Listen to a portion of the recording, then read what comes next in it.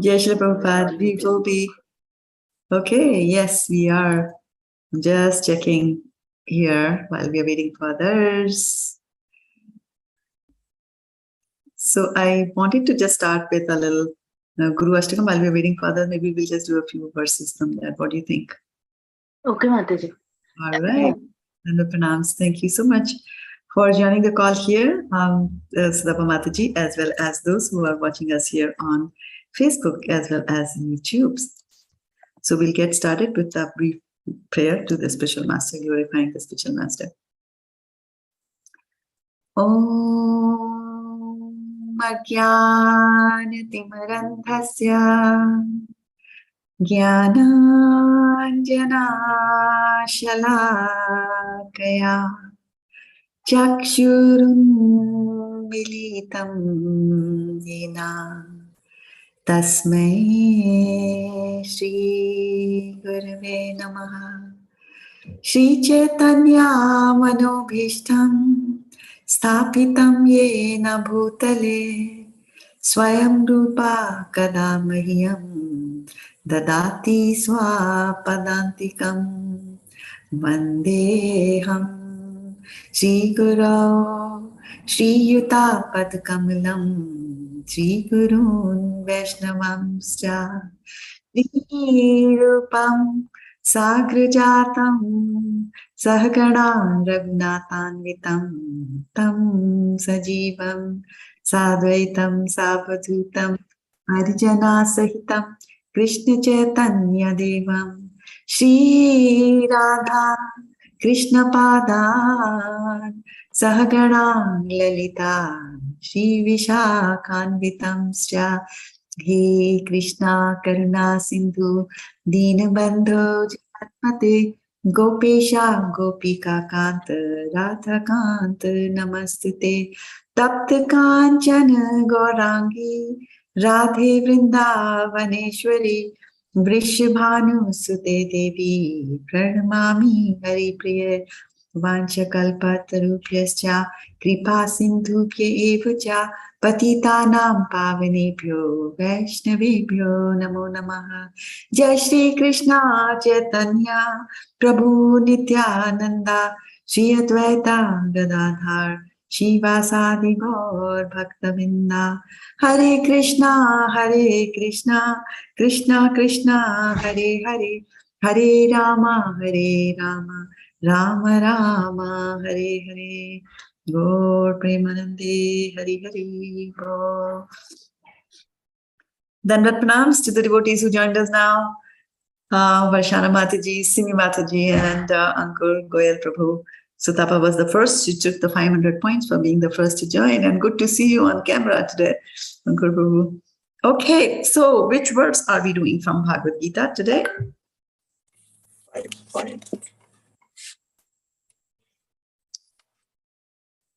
15. 15 for 500 points.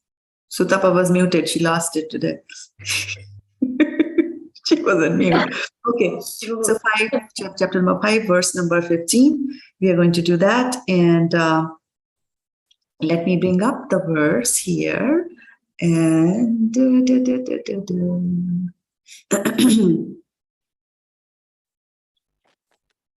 5:15.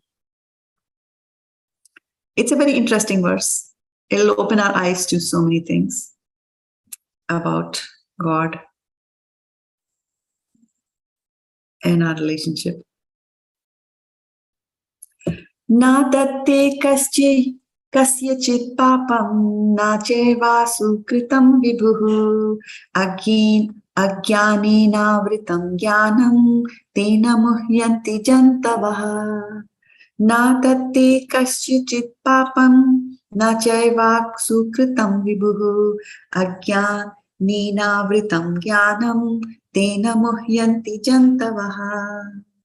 Nādatte kasyacit pāpaṁ na caiva sukṛtaṁ vibhuḥ ajñānenāvṛtaṁ jñānam tena muhyanti jantavaḥ. So looking at the synonyms by Prabhupada, na means never, ādatte means accepts, kasyacit kasyacit, anyone's, pāpam, sin, na, nor, cha, also, eva, certainly, sukṛtaṁ, pious activities, vibhuḥ, the Supreme Lord, ajñānenā, by ignorance, āvṛtam, covered, jñānam, knowledge, tena, by that, muhyanti, are bewildered, jantavaḥ, the living entities. Translation by Srila Prabhupada. Srila Prabhupada ki jai.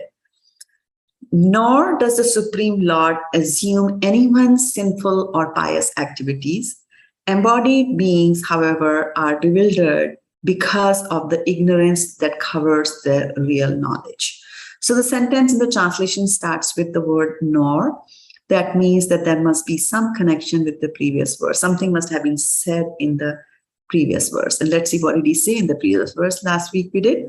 The embodied spirit, master of the city of this body, does not create activities, nor does he induce people to act, nor does he create the fruits of action. All this is enacted by the modes of material nature. Right? So here we are taking the embodied spirit, the master of the city of this body. So who is being talked about in this verse?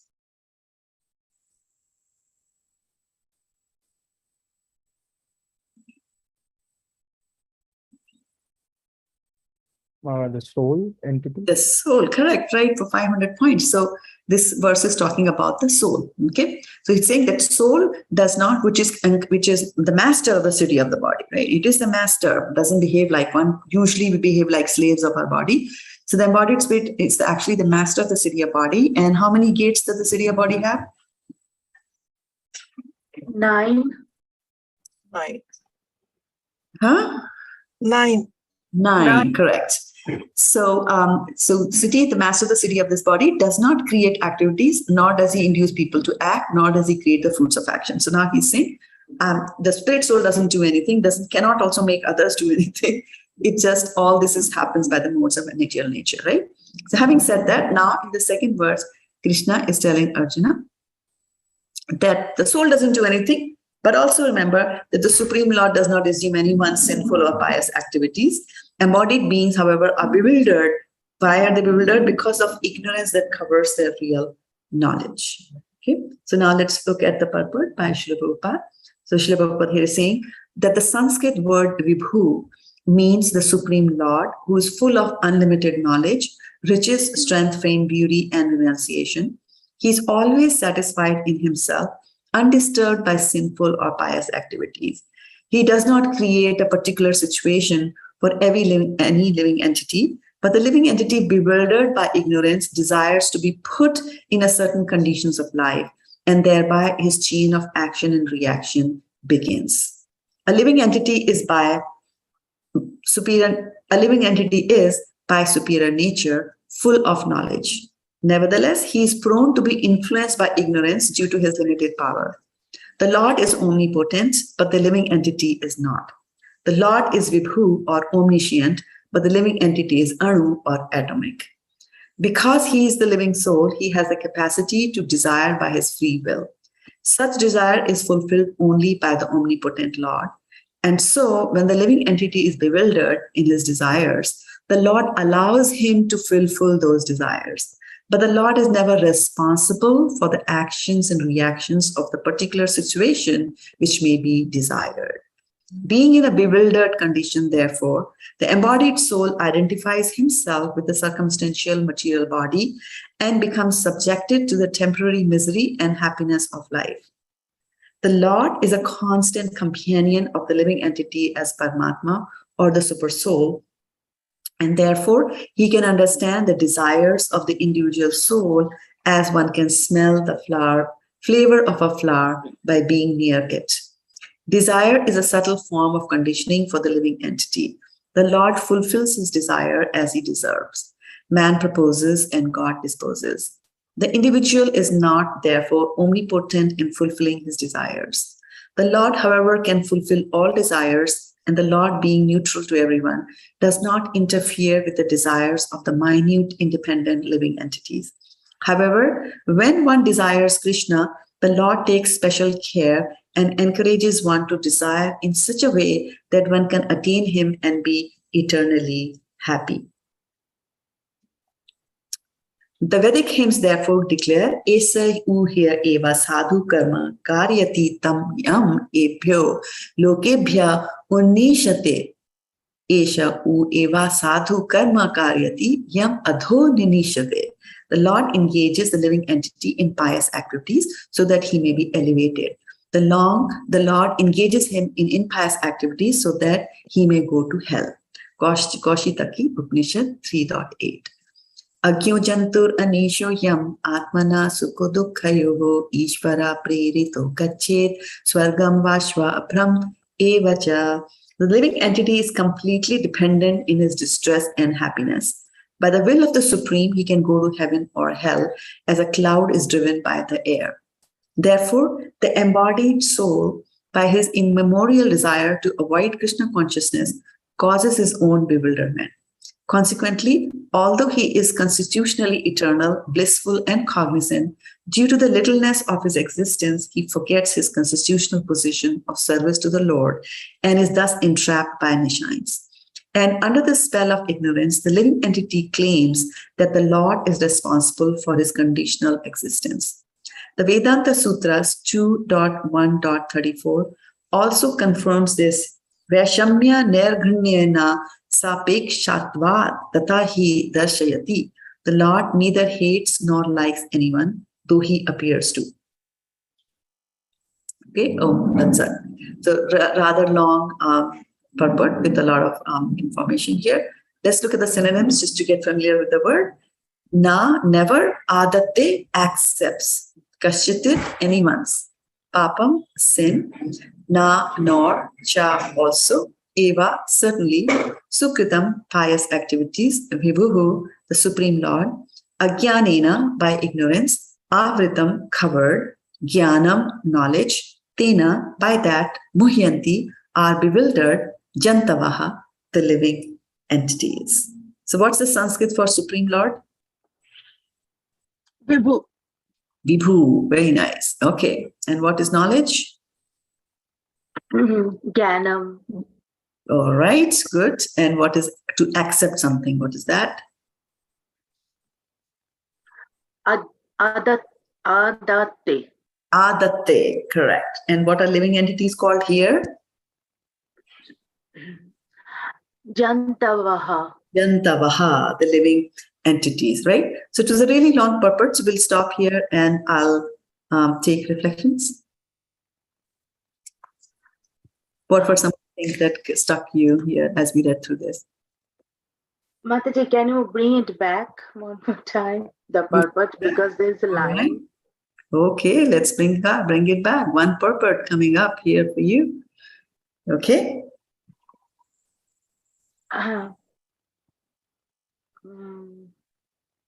Scroll up. You want to go back up? No, scroll up. Yes. There was a line like, Lord, the Lord is the constant companion. The Lord is the constant companion? Yeah, the Lord fulfills the Lord fulfills his desire as he deserves. Oh, there was a line like fulfills his desire, but he doesn't take the responsibility. Yeah. A few lines So, back. when the living entity is bewildered in the desires, the Lord allows him to fulfill those desires, but Lord is never responsible for actions and reactions of a particular Mataji. situation. Thank you, Which Varshana he may Mataji. be desired. Hare Krishna. Yes. Yeah, that line. So we discussed many times, but Mataji, I want to hear more about that. It's good to have that desire to hear more. That's certainly a good thing, right?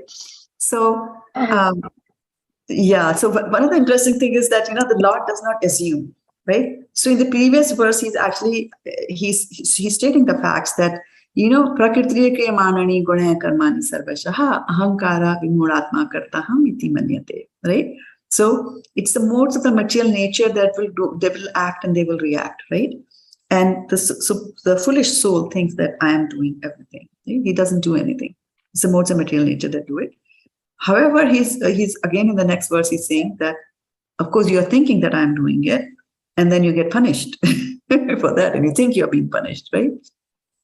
So he says, but the Lord is not responsible for doing that. So interesting thing here is quite a few things that we have to think about here, right? And so one of them is that there was a verse that was described, and you actually picked up the core of the verse here by picking up those lines, Sutapa. So well done there. So let's go back and look at these verses a little bit more scrutinizingly, and then we will keep on looking at those two lines, keeping your lines in focus here, right? So first, let us see that in this, the Lord is defined as vibhuḥ, right? Vibhuḥ. So there is one chapter in Bhagavad-gita called Vibhuti Yoga. Do you know what is that chapter? Do you remember what is that chapter? Vibhuti Yoga.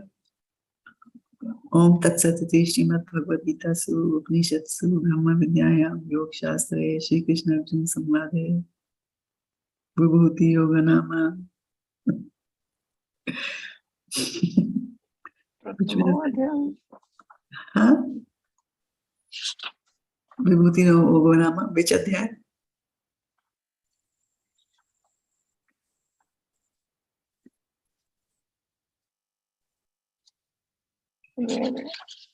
Dashamo adhyaya. Opulence of the absolute. Opulence, right? Vibhuti means opulence, right? So he's talking about, he's addressing as vibhuḥ, right?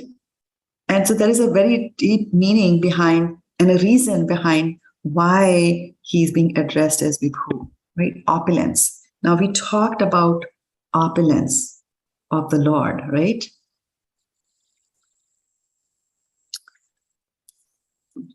Where can I find about the opulence of the Lord? We have 6 opulences of the Lord. Yeah, where do you find them? Nitya Sankirtan Mataji. Correct. For 1,000 points, yeah. So you'll find that. So let's go to nityasankirtan.com and you will see that prayers and shlokas. And so you will see something there about the opulences. Number 9 is the 6 opulences of the Lord, right? And we have done this a little while ago also. So let's look at the opulences of the Lord. Aishwarasya samagrasya virasya yashasasriyaha jnana vairagayoscaiva sharnam bhaga itingana. So Aishwarasya, of opulence or wealth. Samagrasya, in full. Virasya, of strength or power. Yashasaha, of fame. Shriya, of beauty. Jnana, of knowledge. Vairagyo, and of renunciation. Caiva, certainly. Sharnam, of the 6th. Bhaga, opulence. Iti, thus, it inganaha, right? So when you look at these 6 opulences of the Lord, right? 6 opulences of the Lord are there. So he has got everything, right? He's got wealth, he's got fame, he's got beauty, he's got strength, right? He's got everything. But then he's so full of himself, he's renounced, he's got nothing to do. Well, full of himself means, I don't want anything from outside. I'm fully satisfied. We are not fully satisfied. That's why we try to go here, there, everywhere and try to find some happiness, something there, right? So the first thing that they have to put over here is the vibhuḥ. So clearly, I'm talking about, like, look, you know, who am I? This is who I am, right? And so what need do I have of this? Now, this is very interesting that just this morning, my husband was telling me the story of, and I don't know whether it's a true story or not, but he heard it somewhere. So he was saying that there was a king in India, and this is about, like, you know, maybe 70, 80 years ago. There's a king in India, and he once went to the West, and he went to the Rolls-Royce showroom where there was a Rolls-Royce car, right? And we all know that's a very expensive car. So he went there, and So now this king used to dress very simply. So he would not dress like how kings dress, right? He was like very, very simply dressed. So he went there and to the showroom, and he inside the showroom. So people saw his very simple dress, and they shooed him out of the showroom, saying like, get out of here. What business do you have here? These cars are not meant for you. So he was very hurt, and then he comes back to India. And then from India, once he's there in India, he contacts Rolls-Royce company, says like, I'm the king of such and such a place, and he buys 9 or 10 Rolls-Royce cars. 9 or 10. I mean, it's a big thing to even have one. He buys 10. And then what he did was that he engaged all those 10 Rolls-Royce in picking up the dirt and the garbage. He used them as garbage vans in his kingdom. So that was such a bad publicity for Rolls-Royce that immediately Rolls-Royce came and apologized to the king when they realized that he had come there. And he come there, and then they gave him back all his money also for the 10. I'll keep the 10 Rolls-Royce, but you keep the money also, like that, right? So when people are full of themselves, right? I was thinking about so many things when he told me this story.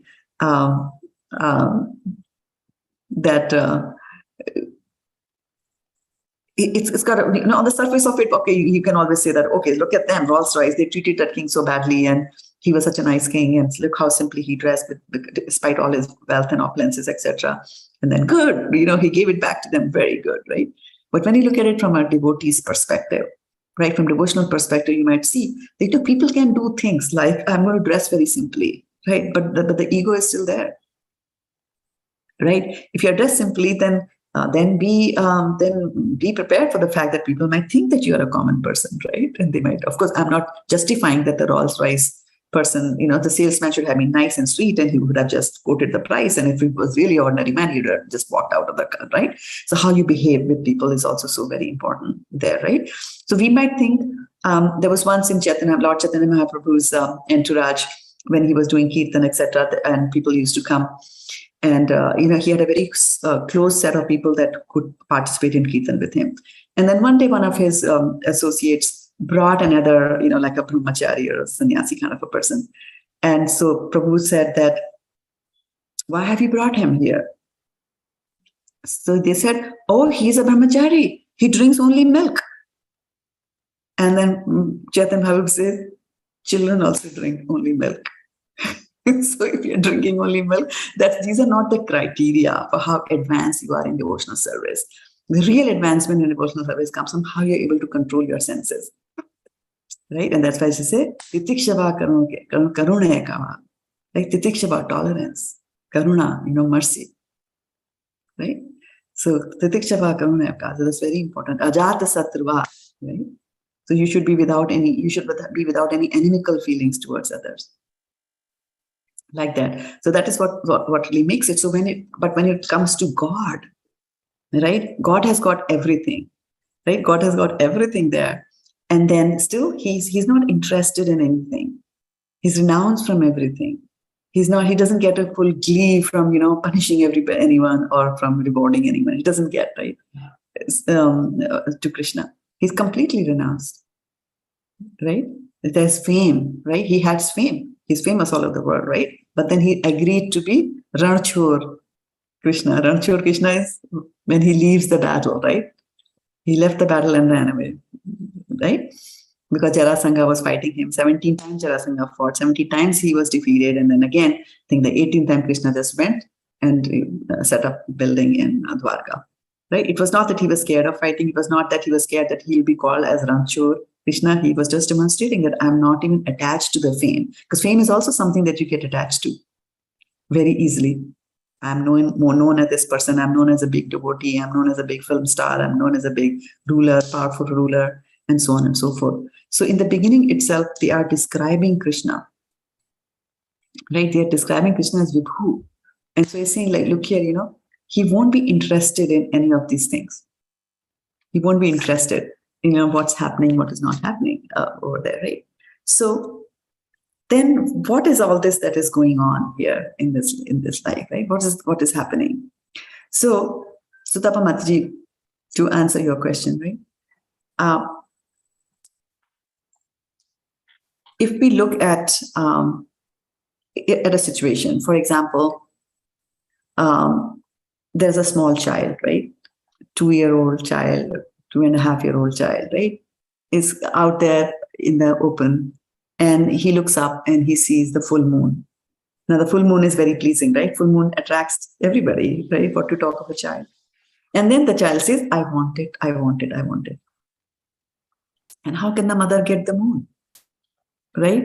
So mother will say, no, you can't get it. Mother will try to reason it. Mother will try to, do whatever, like, okay, here, whatever. No, I want this. I want this. I want this. So after some time, what will the mother do? The mother will give the child a mirror and say, okay, the reflection of the moon will come in the mirror. And then the child looks at the mirror and says, oh yeah, I've got the moon. So we are also like those children. We are saying, we are desiring, and we desired. That's a fact. We desired to enjoy things separately of Krishna, separate from Krishna. So like a child asking for the moon, we also asked for desire to a facility to enjoy separate from Krishna. And so Krishna created this moon in the mirror, or this world, which is actually a perverted reflection. So in the 15th chapter of Bhagavad-gita, Urdhamulam adashakam ashvatam prahurapyayam chandamsi yasya parnani yastam ved savedavid. Right? So it says that there is this banyan tree, Urdhagacham, Urdhamulam, the roots are going upwards and the twigs are going down. So similar, just it's an inverted. So whatever is there in the spiritual planet, the opposite of that happens over here. Okay? So what he's saying over here is that the Lord is not assuming anybody's sinful activities. A person can do sinful activities. And why do we do sinful activities? Because we have desire.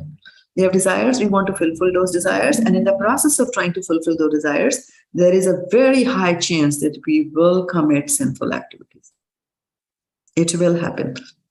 So we conduct these, we perform this sinful activity. And so what the Lord is saying is that, okay, you perform this sinful activity, there will be punishment, but I do not assume in those punishments. So when we look at punishment, right? Punishment and reward, what is the mechanism here? How is punishment and giving the punishment handled here in this material world? How do we handle those? Who's responsible for that? Somebody has to be punished. No, Mataji, if we do the work, then we have to take the punishment. We will be punished. Who punishes? Who gives the punishment? Come on, work with me. Karma system. And okay, yeah, that is philosophically, but just mundane world. Hare Krishna, Parents, Mataji. teachers. I think it is our own karmas which punish us, because it is a result of our karmas. Yeah, so that's that Ankur Prabhu said, karma. But I was saying just in the mundane world, if you look around, who's responsible for giving punishments? Ourselves itself, like our own actions creates a cause, and Mundane world. You guys are Boss. Parents and Boss. boss and teachers, like correct. Or like you go to the justice system, and there's a judge. Right? Judge. So judge gives good judges, yeah, right? He's responsible for giving punishment, right? So a judge gives punishment. So if a person has been given a punishment, right? You're going to die, or 14 years in the prison, or fine of $50,000, something like that, right? So the judge has given the punishment, but the question is that, is the judge involved emotionally in giving that punishment? No, right? He is not. Right? And if somebody was to say, hey, the judge gives the punishment, that's not fair, because when two parties go to the court, one gets punished and one does not get punished.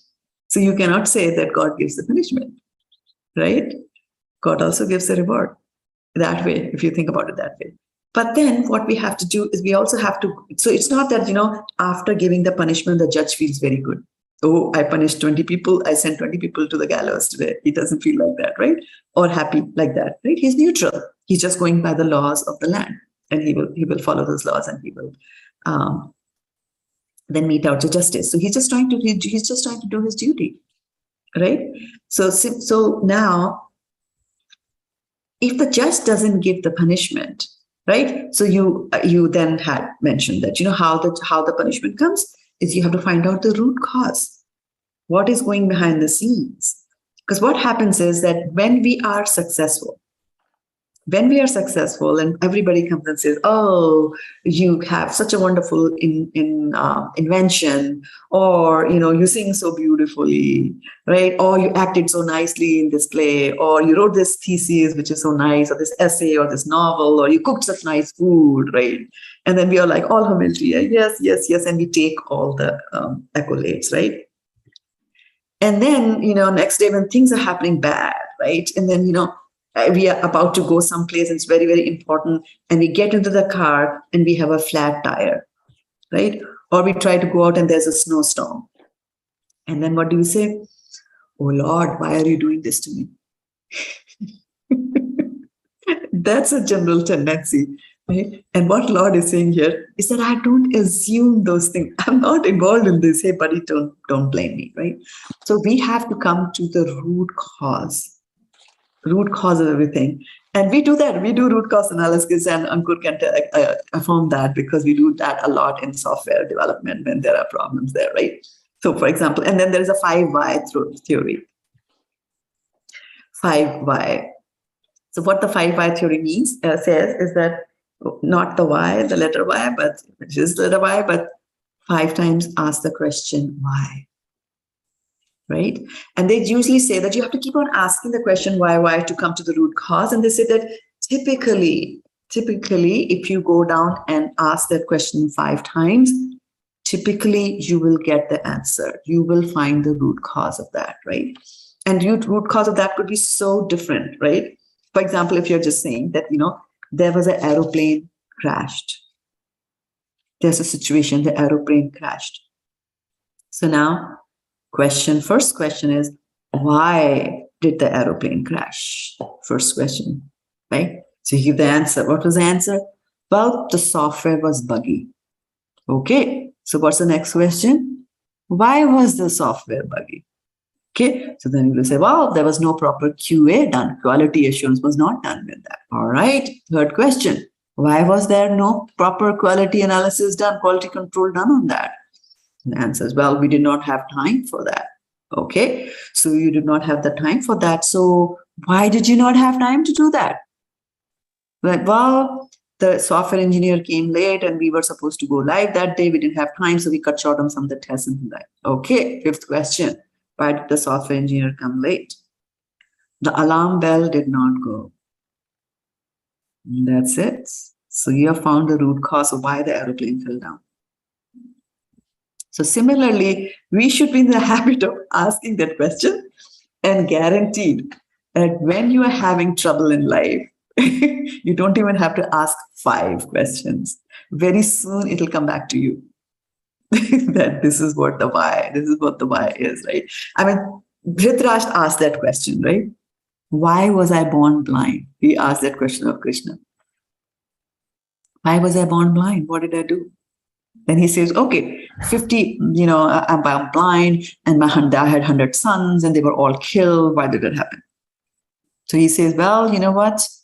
50 births ago, you were a, hunter, and you killed 100, birdlings of a bird, and then you poked their eyes and made them blind. And that's why, as a consequence, you are suffering this. Krishna gives the answer. You don't have to ask 5 whys. Krishna will give you the root cause in the first answer itself. So Krishna answered that. And then he asked that question that, then why did I have to take 50 births?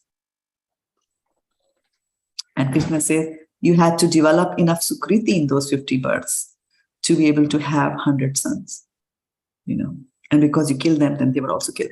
So like that, we have to find out, we have to get in the habit, instead of blaming Krishna all the time and saying that he is to be blamed, we have to understand that anything that is happening in this case is because we have desired. We have desired and we have asked for things.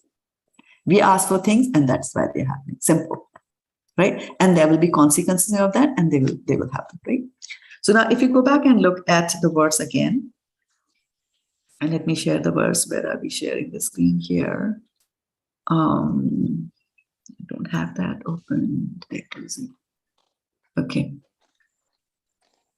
I think I closed it. Let me open it up again.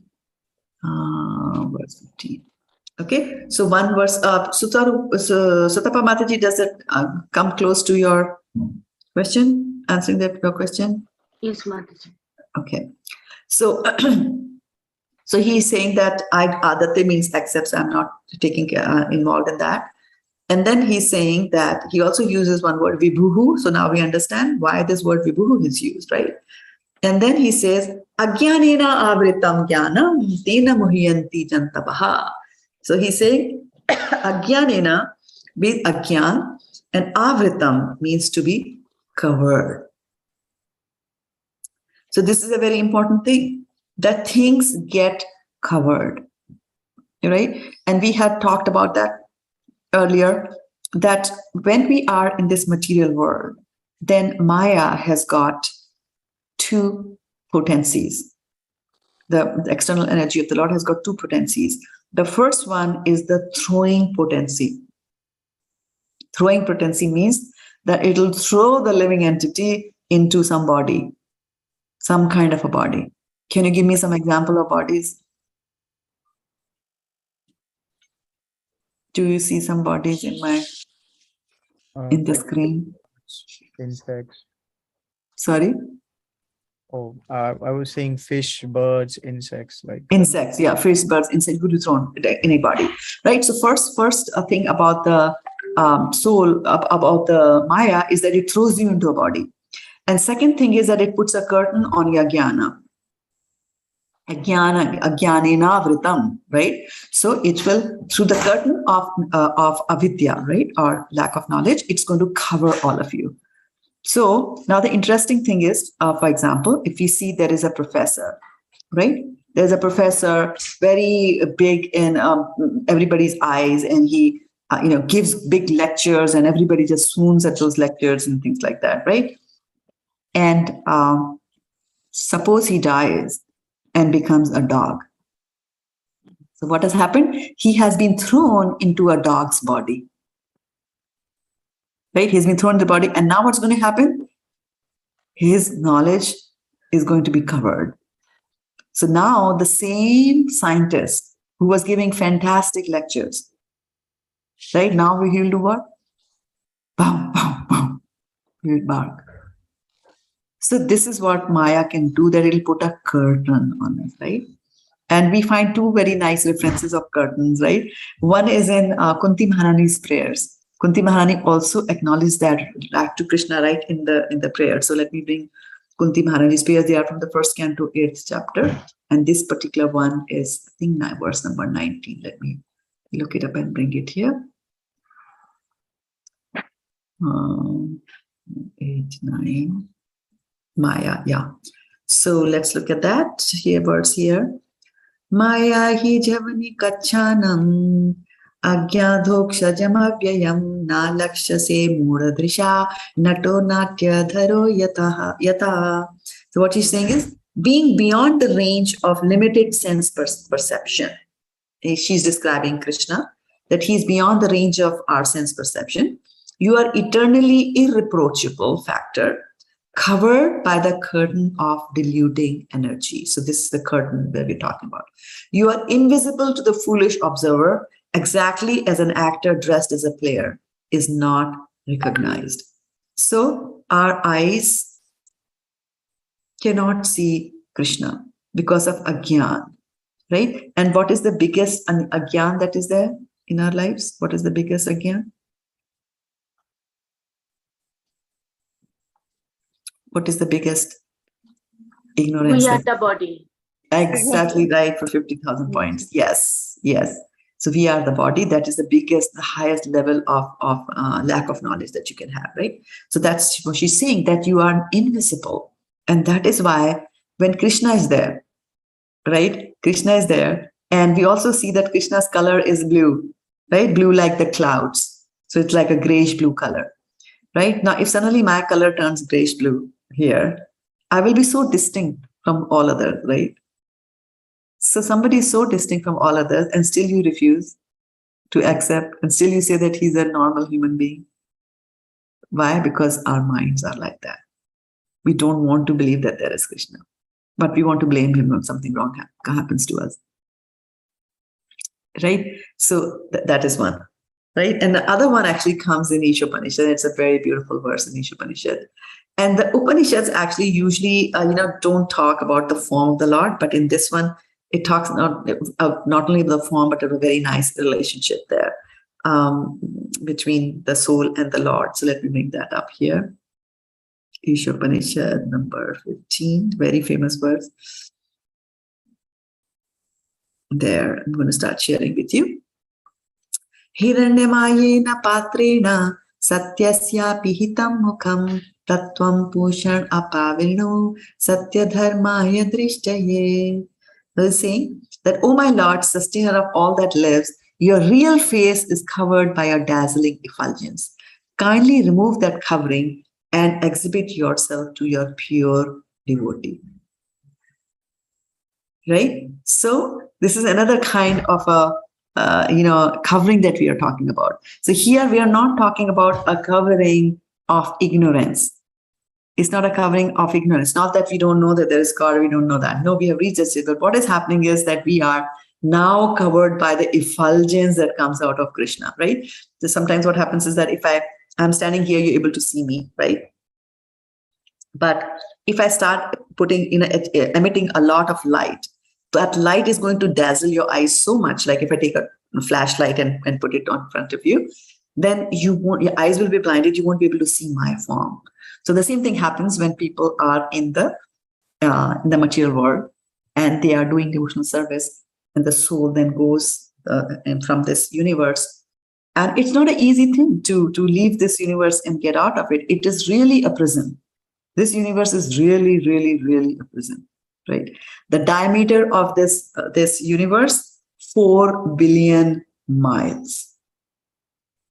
It takes us 1 full day to go from San Francisco to New Delhi in a non-stop flight, 16 hours, right? And how many miles is that? 8,000, 10,000 miles, right? The distance. Okay. It takes us. So now talk about 4 billion miles. What sort of a vehicle you need to travel those distances, right? And it's not just, it's just a distance and I will be in a fast vehicle and I can go there and things like that, right? The thing is that here we are, and we all know about the 14 planetary systems are there, right? So we are in the middle planetary system, which is good, right? And inside the middle planetary system, what happens is that, which is called the Bhumandal, right? So you can understand the Bhumandal to be like, just to give you a visualization, right? How is the Bhumandal? If you take, marble, did you play with marbles? Yeah. Right? This one, Kancha. So Tapa, did you play with marbles? Right. Yes, Mother. So you imagine a plate full of marbles, right? A big plate full of marbles. That is Bhumandal. So what it is, it's a circular plate on which each of these marbles is like a planet. Imagine. But it's not that simple that it's a plate of planets. Right? You look at the sky, okay, there's a plate made of, some vacuum or something like that, and then planets are hanging on it. It's not like that, right? So in the Bhumandal, what happens is that in the middle of the Bhumandal, right in the middle of it, there is a mountain. And Varshana Mataji, what is that mountain made up of? In the middle of the universe. Okay, guess. What would you want that to be made up of? Kind of an island, Mataji. No, in the Bhumandal. In the middle of the Bhumandal, mountain. It is made up of stones and so many chemicals are there. So many elements are there in the okay. mountain. So here, and so in the Bhumandal that we're talking about, so the plate that you had, which had all the planets, in the middle of that plate, right? In the middle of that plate, there's a mountain, which is 80,000 miles tall, right? And 20,000 miles below. So imagine a plate, right? And in the middle of it, there's a mountain this tall, right? And then in the below, some little bit of it is below this, right? That's how it is hanging there. And that mountain is known as Sumeru or Meru mountain, Meru Parvat, and it is made of gold. Yeah. Just gold, right? It's made of gold. Now, I'm going to ask you a question. Define what is an island.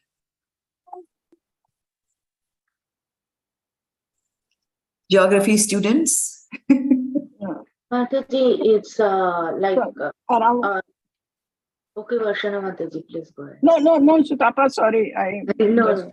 Okay. Means what I know, Mataji, that it's a piece of like land which is like the cup surrounded by water. Which is surrounded by water, right? Okay. So let us look at some things here. Just give me a second, huh? Let me share something here with you. Excuse me. How do I share? Share my share option. Am I already sharing? No. Why is it not allowing me to share? Okay. All right, let's look at this. So which is the island? The yellow one. Sutapa? Yellow one. Hello. The yellow one, right? And this is surrounded by water. This is how we have always understood islands to be, right? This is our limited way of thinking. Okay. Now I'm going to show you something.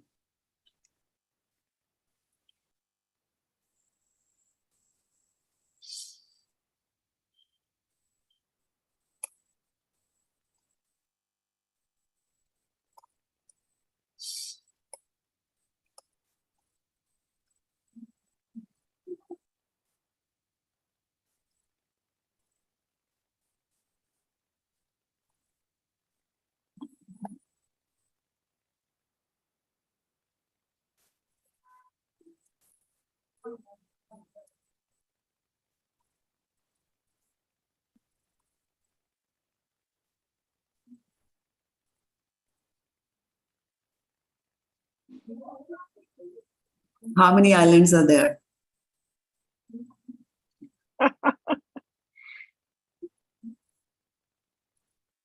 This is actually Mataji one only, but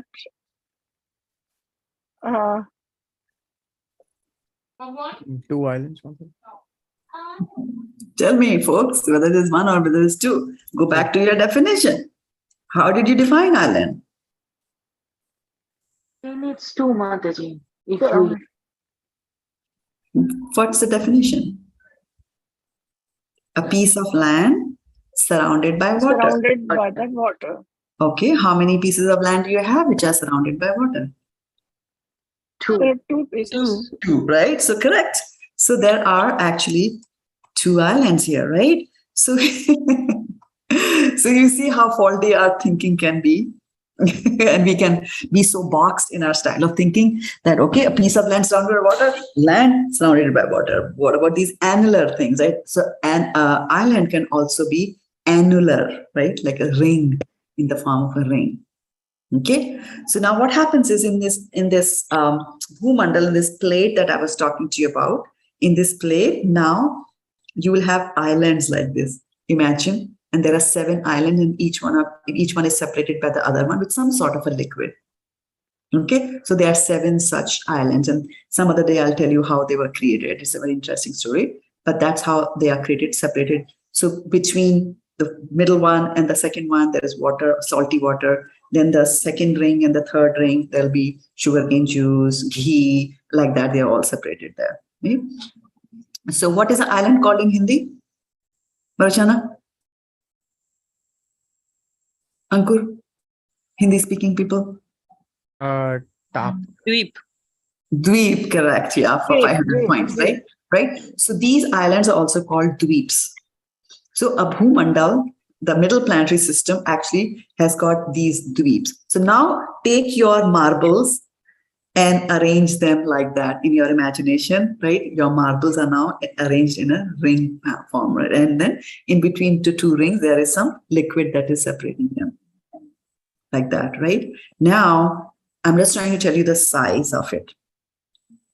Okay, so in the middle there will be some size, right? We know that from one end of the seventh ring to the other end of the seventh ring is the diameter of this universe, which is 4 billion miles, right? So we're talking the plate, which is that big in size, 4 billion miles. And inside this, now you're going to arrange all your planets in this way. One planet in the lump in the middle. So in that lump, which is there in the middle, there is also a mountain, which is so tall, which is made up of gold, right? And then this middle island is surrounded by salt water. Then there is a ring of planets, and then there is some more liquid, and then another ring, like that. Okay. Ankur Prabhu, you have your hand up. Yeah, Mataji, I had two probably silly questions. So one was like, why the mountain is made from gold? Like, is there any reason for? There is a lot of gold in the universe. I'll explain that to you, but I didn't read any particular reason that why it should be. But the interesting thing that I did read there was that people, despite of the fact that that gold mountain is there, they get their gold not from that mountain, but from some rivers that flow around the mountain. And so Bhagavatam will tell you about how that is also created. Actually, Shivji is responsible, Shivji and Parthi are responsible for getting even the gold created. There are rivers, there's a Jambu Nadi at the edges of that, there's a lot of gold, and the demigods just fly in the planes and come there and pick up gold and go, just as we go to Bhimchimri, Zaveri, and whatever, the Mehrasan jeweler, wherever we go to get our jewelry, like that, right? So now what happens is, if I were to share my screen again with you. So here, right? Can you see my islands? Yes. Please confirm. Okay, right. So now I have not drawn this diagram to size, but let me just write like that, right here. So what happens is that as we go and keep on creating these rings, right? Each ring is 10 times thicker than the previous ring. Okay. And then this liquid is also 10 times thicker. So as you can see, as we expand out and go to the third ring, fourth ring, fifth ring, the separation is also huge, and the ring themselves are also very huge, like that, right? So that is there as far as we were on the Bhumandal and we were sitting in the middle of it, right? We were in the middle of it. You had two questions. Did you ask both the questions, Ankur? No, I had one more question actually. Okay, yeah. I saw your hand up and remembered. Yeah, I had one more, like I always get confused. So in Srimad Bhagavatam, Canto 1, they describe like, I forgot the name of Vishnuji. So there's this 3 Vishnus. The third one, sorry, the second. Okay, okay. So the second Vishnuji, he sits on the lotus, or rather on the ocean, and then there is from his navel the lotus flower. So but when they describe this universe with all these layers, where is Vishnuji in the middle of that, or is that universe inside the stem of the lotus? The universe is inside the stem of the lotus. Okay. So Vishnu, yeah. I don't know how well I'll be able to draw on a PowerPoint, but nevertheless I'll attempt to do that, right? So now this, you are looking at the Bhumandal from the top, right? This is a top view. Otherwise it will be like a plate, right? So let me just try to do it with my hands then, right? So imagine, like this I said, is a Bhumandal, which is a layer of planets, right? Above the Bhumandal, there are other planetary systems. These are lokas, so we go up. This is the 8th. Below this, there are 7, right? Below these lokas, the 7th loka, which we have, like, Patal is the lowest loka. And then below that, onto the right-hand side, there are hellish planets. There is Pitri Loka also there. And then below that is the Garbhodak portion, where Vishnu is lying, right? So when Vishnu is lying, and when we say from his stomach, a lotus sprouts, right? And lotus stem of the lotus. So all these universes are actually located inside that stem of the lotus. And the topmost planet, which is where Brahma looks, is shaped like a lotus. So lotus comes a lot in our scriptures. This one, Brahma's planet is shaped like a lotus. So if someone was to look at from a very far distance, right? suppose there are ants that are moving, like there are lots of ants which are moving in one position like that, and then some go this way, some go this way, some go this way, some go that way. If you're looking for a distance, it'll look like a lotus, right? Because there's a line, and then these lines are there. So when they use the word lotus, for example, they say the Vrindavan, right, in India, is shaped like a lotus. They'll draw diagrams like here's this part. It's shaped like lotus. But if you look at it from the top, it will appear like a lotus. It doesn't mean that it's like pink in color and things like that. The shape, the way things are put, if you want to give a general shape to that, then it is shaped like that, right? For example, somebody will say, what is Shraddha-mati's face? It's round. It's not round like the circle that I drew, but it's generally it is round, right? With the eyes and the things like that, right? So Mataji, when you describe those rings of the universe, are they the layers of the stem itself? They will be inside the stem. Yeah. So imagine that inside the stem, there are these layers like that. And so this collectively, this thing is called a stem. So if this is a stem, there will be layer like that, going all the way up till you have the flower at the top of the layer. Mataji, where Vishnuji is lying, what kind of atmosphere is over there? Like what kind of atmosphere? Vishnu is lying, the atmosphere has got to be good. Yes, Mataji. What is it like? The Garbhodak. Right, like it's not, it will be different from what we have in the rings. Like, is it made from different? Definitely the atmosphere varies from one ring to the other ring. What to talk about Garbhodaksha, the Garbhodak where Vishnu is lying, and Garbhodaksha is made of salt water. But even within the layers, it is different. Even from one planet to another planet, inside the Bhumandal itself, it is very different, right? So we are in the Bhumandal. There are different dweeps, right? There are 7 dweeps. We are in the middle of it. And the name of our dweep is called Jambu Dweep, where we are living, right? So sometimes you will see that, when yagyas are done, so they have to tell everything about the location of the person from where these prayers are being offered, right? Just like when you send an application, when you send a letter to somebody, it is like two is to Vishnu, right? It's going to Vishnu. But then so you have to say Ankur Goyal, this city, this state, this country, this planet, this Bhumandal, inside the Bhumandal, which dweep in Bhumandal. So they will say Jambu Dweepe, Bharatvarshe. So they'll all talk about that, right? So normally we think that Jambu Dweepe, Bharatvarshe means that, I don't know what is Jambu Dweep, but Bharatvarshe is India. No, Bharatvarshe is not India. So inside, so when we are talking about the Jambu Dweep and we're talking about the dweep in the middle, the circle, the real island, according to our definition, surrounded by water, that island itself is divided into sections, right? And those are divided into sections through natural mountain ranges. So the mountain ranges like this, the mountain ranges going like this. So they have 7 pieces. And in each different pieces, there are different activities that are going on, right? So what happens on this Jambu Dweep is that Bharatvarsh is one section of the Bhumandal, right? And inside the Bhumandal, there is a middle circle, which is the Jambu Dweep. And inside Jambu Dweep, there are 7 sections. One of them is Bharatvarsh, which will have many, many planets on it. And then Earth is one of those planets, right? So you have to, like that, right? Yeah, it's very, very, very complicated. So if I have to go and show you over here, so this is Jambu Dweep, right? So Jambu Dweep itself will be divided into many sections, right? Like that, like that, like that. So then one of them, and then Bharatvarsh is actually on this side. Bharatvarsh on the side, which will be a set of planets, and Earth will be one of them, right? Earth will be just one of those planets there. Okay. So now, so there were 7 sections I said over here. And the interesting thing, I just wanted to actually use this time today to tell you all that how fortunate we are. How fortunate we are to be in Jambu Dweep and in Bharatvarsh section of the Jambu Dweep, because there are 7 of them there, right?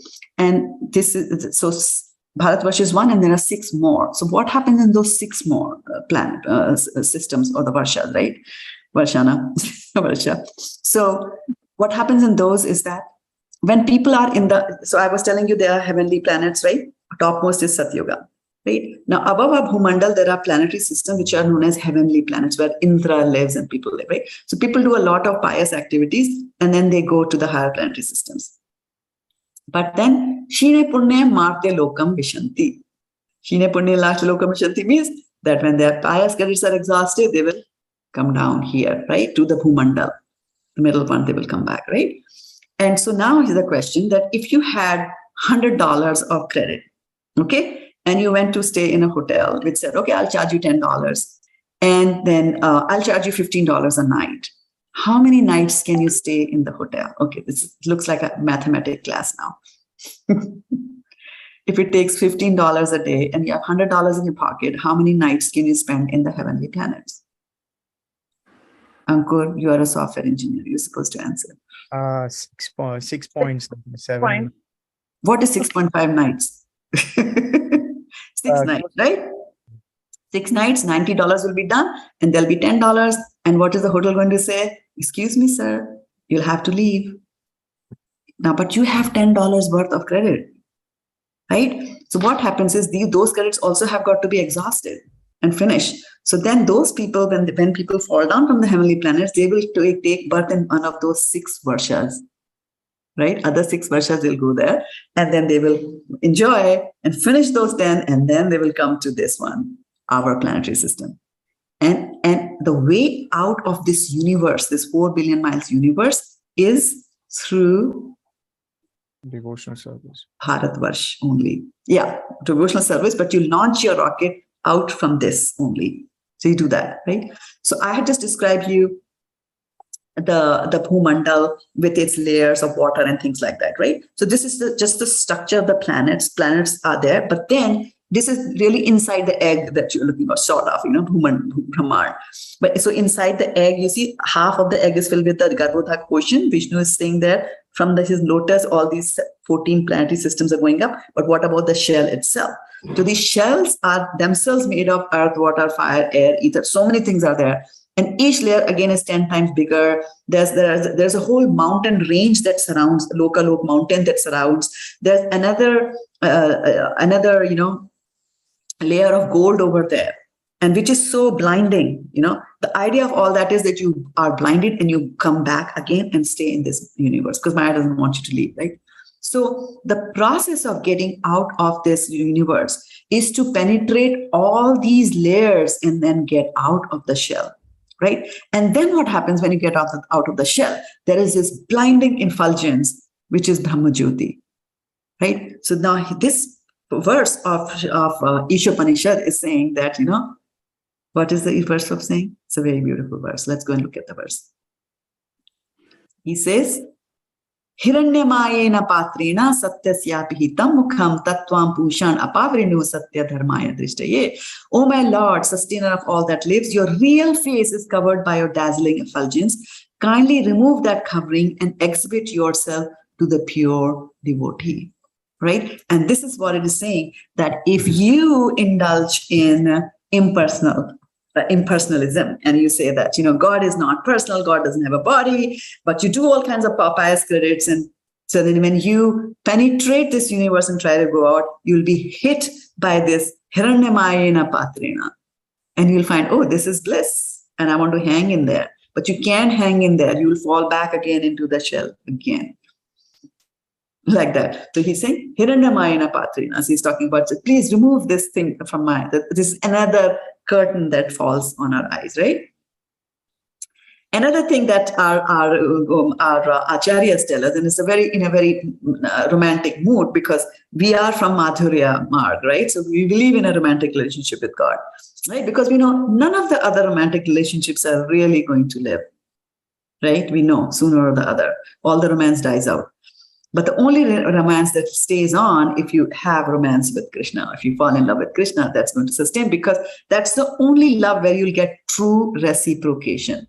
Don't look for reciprocation in any other relationship. You'll be very sad, right? So he's saying that, oh, what this lover is saying here, you're a lover of Krishna, you're saying, just as a man says, Ruk se zara nakab hata do ahista ahista. Right? So he's saying that, please remove the covering, like how a bridegroom will say to the bride that, remove the veil that is covering, show me your beautiful face. So similarly, the devotee in that mood of love for Krishna is saying that you remove this, right? So this is so difficult. It is so very difficult to get out of this because of all these avranas that we have, all these curtains that we have.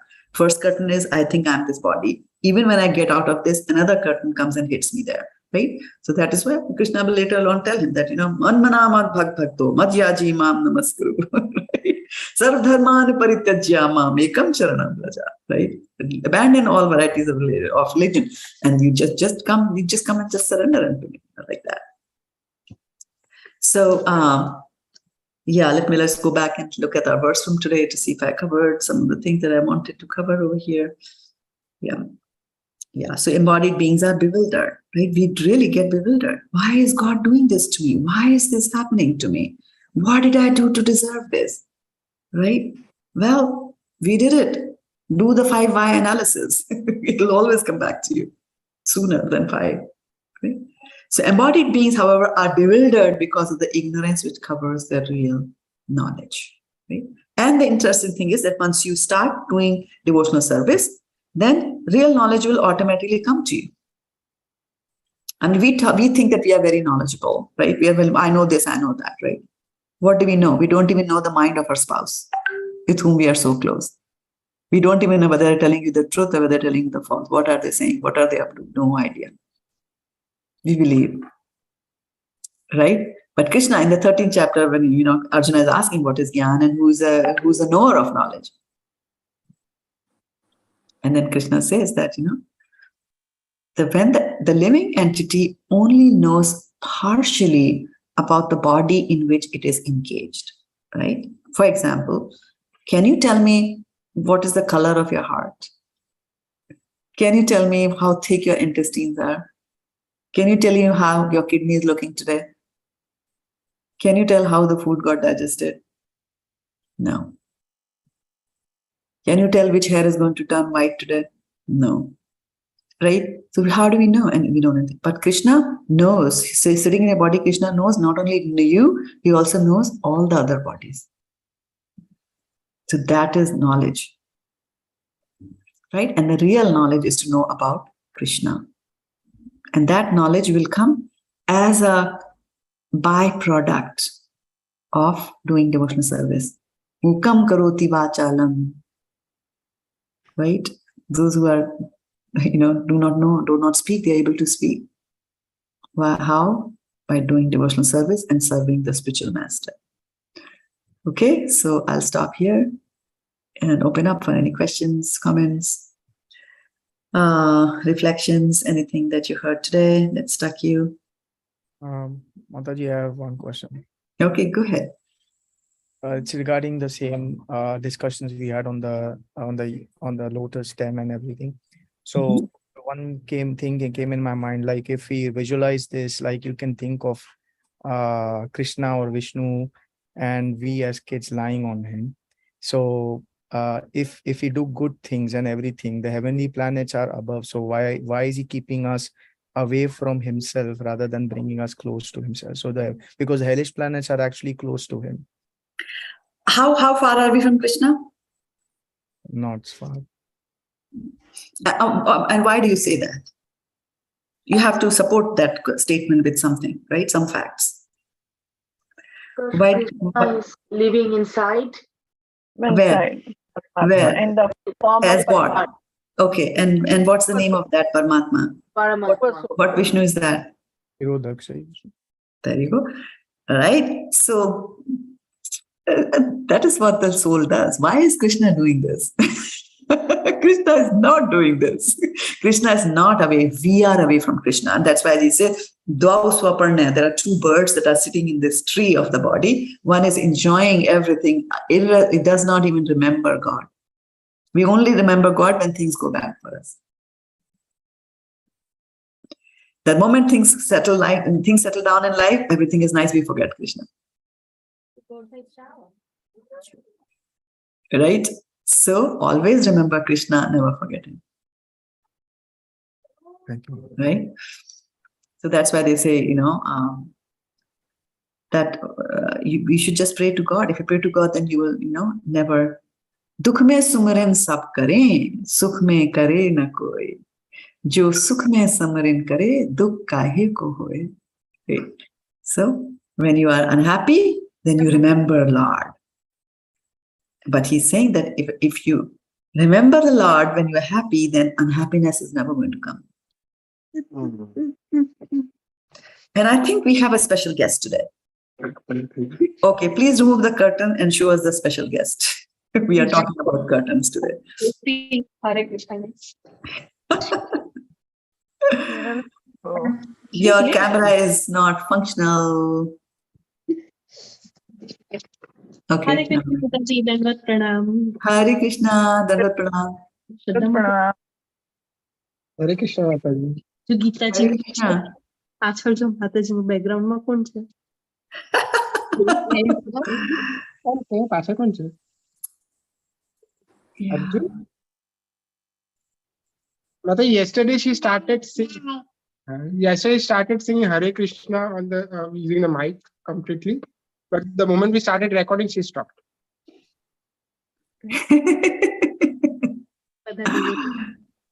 And then she saw the picture of we had a picture of Srata Madan Mohan in our home. So she picked up the picture and she's picking up Prabhupada. She said Prabhupada કિસકે Hello, Prabhupada. Okay, extra shy today. Hare Krishna. Now she also has her nani here at home. Oh, So is she's it? Oh, very nice. We should have a get together then. Yes, Kathy in Mataji. your home. Mommy has come to cook. I need an excuse to come to your home. Yes, Yes, Mataji. Mataji. We would like Today, do you know where I am today? No. I am at ISV. Oh, Oh, really? I'm sitting in Ramananda's room here, giving the broadcast. Yeah. okay. Nice, Mataji. Hare Krishna, Mataji. Mataji, I wanted to ask Prabhuji that is he putting all the lectures of Guru Maharaj in the podcast or no, now they are on the Facebook? Which Prabhu you wanted to ask? Ramanand Prabhuji, because he is the one who does it, no? No. He just broadcasts it. And when he broadcasts it from ISV, they always go to Guru Maharaj's Facebook page and on ISKCON Silicon Valley YouTube also. And ISKCON Silicon Valley Facebook page also. But I'm not doing the broadcast from him. I'm just using my own Zoom and my broadcast. This is not an ISV broadcast. I'm not using their things, yeah, because it's not a scheduled thing. Yeah. No, Mataji, I just wanted to request him to put it in on the thing podcast. It becomes so easy. Just open it and listen. Yeah. I'm looking for disciples to help. I put them on the podcast actually. And I don't have time to convert. I have been for 10 years asking for devotees to do that seva, but nobody has the time to help me. So that is part is suffering. Ankur Prabhuji, please So, help Mataji. So, I can help. Because we oldies don't know how to operate the technology. Please help us. Varshana Mataji, if you are on Facebook, right? So if you go to the Fantasburg, the channel, or then you will listen. You can listen every lectures and everything. Means kirtans, everything. Okay, I'll call you sometime and speak to you. Now it is too late for you, but I'll call you sometime. Yes. It's there on YouTube also, Mataji. Most, you can. No, Mataji, it is okay. YouTube or this thing, that's fine. But podcast is one thing. You just go there and everything is there. So it became very easy when it was done. And I really like to,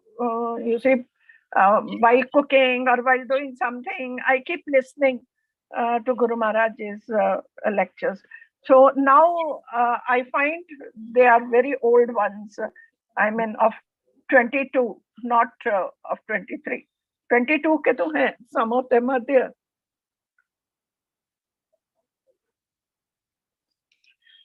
So please, somebody help Mataji to do this. Yes, IT people can help. It has got nothing to do with IT. It's got nothing to do with IT. So who will help Mataji? Why can't Mataji's help? I am a Mataji and I have been doing it. So just teach us then.